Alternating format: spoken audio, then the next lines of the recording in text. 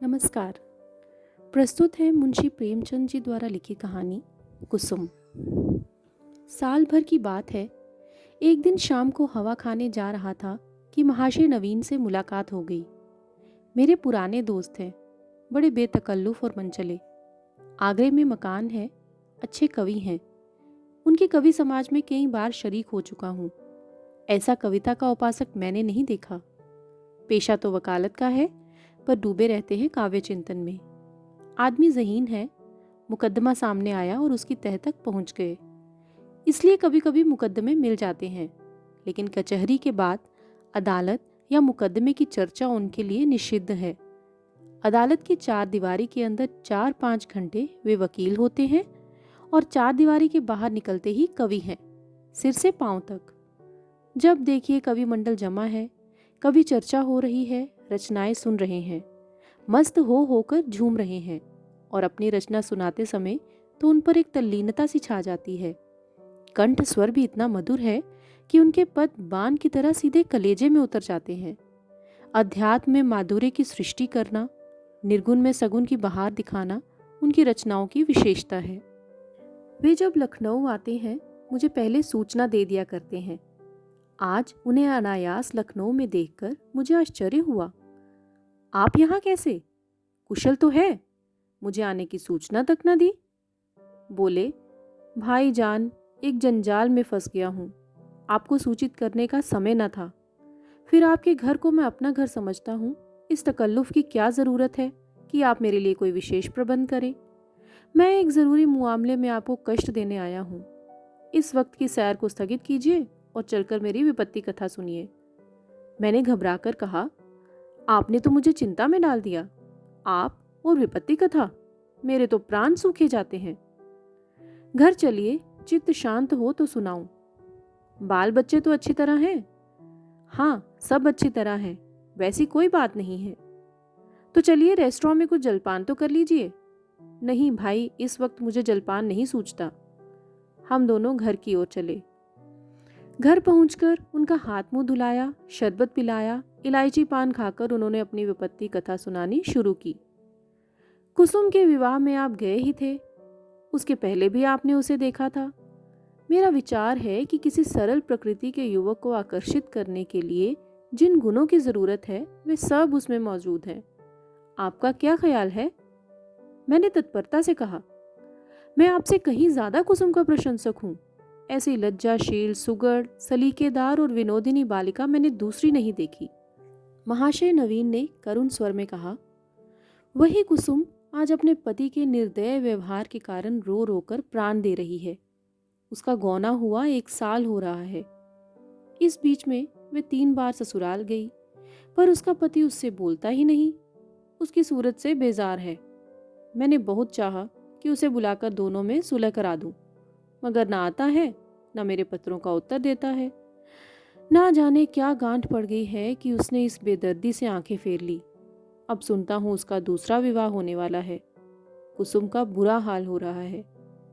आप शायद उसे देखकर पहचान भी न सकें। रात दिन रोने के सिवा दूसरा काम नहीं है। इससे आप हमारी परेशानी का अनुमान कर सकते हैं। जिंदगी की सारी अभिलाषाएं मिटी जाती हैं। हमें ईश्वर ने पुत्र न दिया, पर हम अपनी कुसुम को पाकर संतुष्ट थे और अपने भाग्य को धन्य मानते थे। उसे कितने लाड प्यार से पाला, कभी उसे फूल की छड़ी से भी न छुआ। उसकी शिक्षा दीक्षा में कोई बात उठा न रखी। उसने बीए नहीं किया, लेकिन विचारों की प्रौढ़ता और ज्ञान विस्तार में किसी ऊंचे दर्जे की शिक्षित महिला से कम नहीं। आपने उसके लेख देखे हैं। मेरा ख्याल है बहुत कम देवियां वैसे लेख लिख सकती हैं। समाज, धर्म, नीति, सभी विषयों में उसके विचार बड़े परिष्कृत हैं। बहस करने में तो वे इतनी पटु है कि मुझे आश्चर्य होता है। गृह प्रबंध में इतनी कुशल कि मेरे घर का प्रायः सारा प्रबंध उसी के हाथ में था, किंतु पति की दृष्टि में वे पांव की धूल के बराबर भी नहीं। बार बार पूछता हूँ, तूने उससे कुछ कह दिया है या क्या बात है? आखिर वे क्यों तुमसे इतना उदासीन है? इसके जवाब में रोकर यही कहती है, मुझसे तो उन्होंने कभी कोई बात ही नहीं की। मेरा विचार है कि पहले ही दिन दोनों में कुछ मनमुटाव हो गया। वे कुसुम के पास आया होगा उसने मारे शर्म के जवाब न दिया होगा। संभव है उससे दो चार बातें भी की हों। कुसुम ने सिर न उठाया होगा। आप जानते ही हैं वे कितनी शर्मीली है। बस पतिदेव रूठ गए होंगे। मैं तो कल्पना ही नहीं कर सकता कि कुसुम जैसी बालिका से कोई पुरुष उदासीन रह सकता है।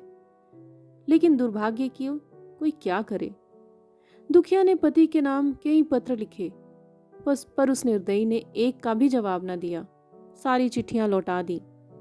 मेरी समझ में नहीं आता कि उस पाषाण हृदय को कैसे पिघलाऊं। मैं अब खुद तो उसे कुछ लिख नहीं सकता। अब आप ही कुसुम की प्राण रक्षा करें, नहीं तो शीघ्र ही उसके जीवन का अंत हो जाएगा और उसके साथ हम दोनों प्राणी भी सिधार जाएंगे। उसकी व्यथा अब हमसे देखी नहीं जाती। नवीन जी की आंखें सजल हो गईं। मुझे भी अत्यंत क्षोभ हुआ।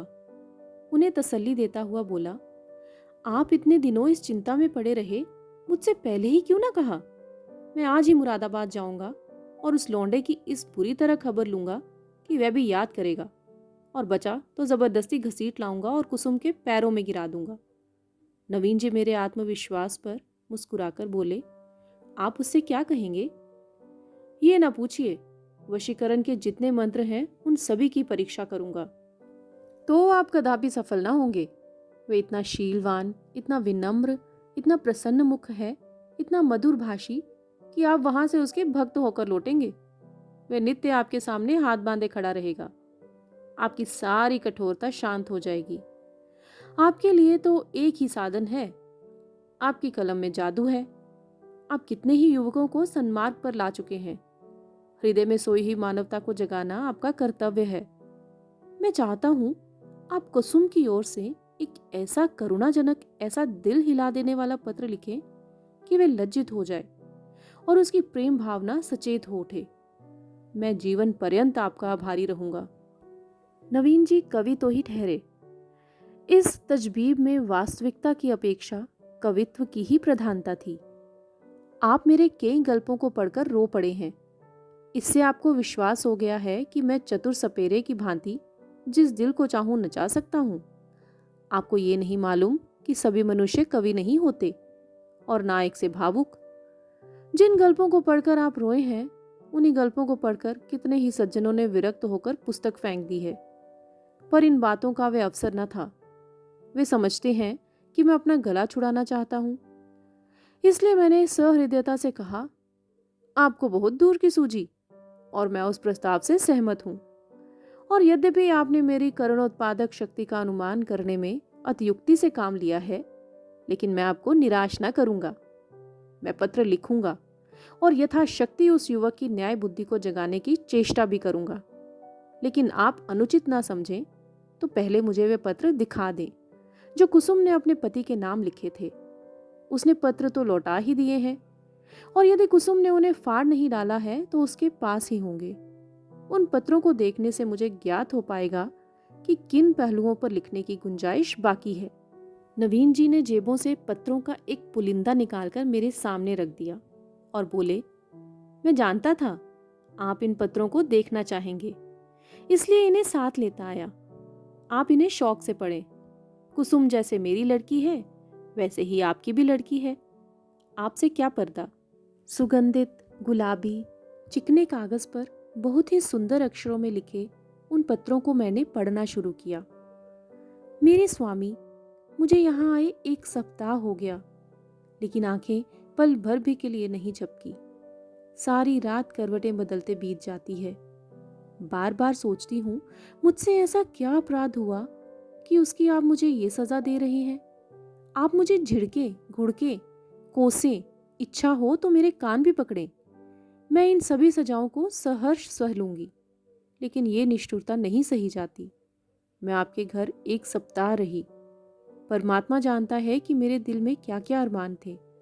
मैंने कितनी बार चाहा कि आपसे कुछ पूछूं, आपसे अपने अपराधों की क्षमा मांगूं, लेकिन आप मेरी परछाई से भी दूर भागते थे। मुझे कोई अवसर न मिला। आपको याद होगा कि जब दोपहर को सारा घर सो जाता था तो मैं आपके कमरे में जाती थी और घंटों सिर झुकाए खड़ी रहती थी, पर आपने कभी आंख उठाकर न देखा। उस वक्त मेरे मन की क्या दशा होती थी, इसका कदाचित आप अनुमान न कर सकेंगे। मेरी जैसी अभागिनी स्त्रियां इसका कुछ अंदाज ना कर सकती हैं। मैंने अपनी सहेलियों से उनकी सुहागरात की कथाएं सुन सुनकर अपनी कल्पना में सुखों का जो स्वर्ग बनाया था, उसे आपने कितनी निर्दयता से नष्ट कर दिया। मैं आपसे पूछती हूँ, क्या आपके ऊपर मेरा कोई अधिकार नहीं है? अदालत भी किसी अपराधी को दंड देती है तो उस पर कोई ना कोई अभियोग लगाती है, गवाहियां लेती है, उनका बयान सुनती है। आपने तो कुछ पूछा ही नहीं। मुझे अपनी खता मालूम हो जाती तो आगे के लिए सचेत हो जाती। आपके चरणों पर गिरकर कहती, मुझे क्षमादान दो। मैं शपथ पूर्वक कहती हूँ, मुझे कुछ नहीं मालूम आप क्यों रुष्ट हो गए। संभव है आपने अपनी पत्नी में जिन गुणों को देखने की कामना की हो वे मुझ में ना हो। बेशक मैं अंग्रेजी नहीं पढ़ी, अंग्रेजी समाज की रीति नीति से परिचित नहीं, अंग्रेजी खेल ही खेलना जानती हूँ। और भी कितनी त्रुटियां मुझ में होंगी। मैं जानती हूँ कि मैं आपके योग्य न थी। आपको मुझसे कहीं अधिक रूपवती, गुणवती, बुद्धिमती स्त्री मिलनी चाहिए थी। लेकिन मेरे देवता, दंड अपराधों को मिलना चाहिए, त्रुटियों को नहीं। फिर मैं तो आपके इशारे पर चलने को तैयार हूँ। आप मेरी दिलजोई करें, फिर देखिए मैं अपनी त्रुटियों को कितनी जल्दी पूरा कर लेती हूँ। आपका प्रेम कटाक्ष मेरे रूप को प्रदीप्त, मेरी बुद्धि को तीव्र और मेरे भाग्य को बलवान कर देगा। वे विभूति पाकर मेरी काया कल्प हो जाएगी। स्वामी, क्या आपने सोचा है आप ये क्रोध किस पर कर रहे हैं? वे अबला है जो आपके चरणों पर पड़ी हुई आपसे क्षमा दान मांग रही है, जो जन्म जन्मांतर के लिए आपकी चेली है। क्या इस क्रोध को सहन कर सकती है? मेरा दिल बहुत कमजोर है। मुझे रुलाकर आपको तो पश्चाताप के सिवा और कुछ हाथ ना आएगा। इस क्रोधाग्नि की एक चिंगारी मुझे भस्म कर देने के लिए काफी है। अगर आपकी इच्छा है कि मैं मर जाऊं तो मैं मरने के लिए तैयार हूं। केवल आपका इशारा चाहती हूं। अगर मरने से आपका चित्त प्रसन्न हो तो मैं बड़े हर्ष से अपने को आपके चरणों पर समर्पित कर दूंगी। मगर इतना कहे बिना नहीं रहा जाता कि मुझ में 100 ऐब हों, पर एक गुण भी है। मुझे दावा है कि आपकी जितनी सेवा मैं कर सकती हूँ उतनी कोई दूसरी स्त्री नहीं कर सकती। आप विद्वान हैं, उदार हैं, मनोविज्ञान के पंडित हैं। आपकी लौंडी आपके सामने खड़ी दया की भीख मांग रही है। क्या उसे द्वार से ठुकरा दीजिएगा? आपकी अपराधिनी कुसुम। यह पत्र पढ़कर मुझे रोमांच हो आया। ये बात मेरे लिए असह्य थी कि कोई स्त्री अपने पति की इतनी खुशामद करने पर मजबूर हो जाए। पुरुष अगर स्त्री से उदासीन रह सकता है तो स्त्री उसे क्यों नहीं ठुकरा सकती? वे दुष्ट समझता है कि विवाह ने एक स्त्री को उसका गुलाम बना दिया। वे उस अबला पर जितना अत्याचार चाहे करे, कोई उसका हाथ नहीं पकड़ सकता, कोई चूं भी नहीं कर सकता। पुरुष अपनी दूसरी, तीसरी, चौथी शादी कर सकता है। स्त्री से कोई संबंध न रखकर भी उस पर उसी कठोरता से शासन कर सकता है। वे जानता है कि स्त्री कुल मर्यादा के बंधनों में जकड़ी हुई है। उसे रो रो कर मर जाने के सिवा और कोई उपाय नहीं है। उसे भय होता कि औरत भी उसकी ईंट का जवाब पत्थर से नहीं, ईंट से भी नहीं, केवल थप्पड़ से दे सकती है, तो उसे कभी इस बदमिजाजी का साहस ना होता। बेचारी स्त्री कितनी विवश है। शायद मैं कुसुम की जगह होता तो इस निष्ठुरता का जवाब इसकी 10 गुनी कठोरता से देता। उसकी छाती पर मूंग दलता। संसार के हंसने की जरा भी चिंता न करता।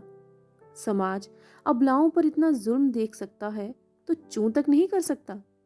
उसके रोने या हंसने की मुझे जरा भी परवाह न होती।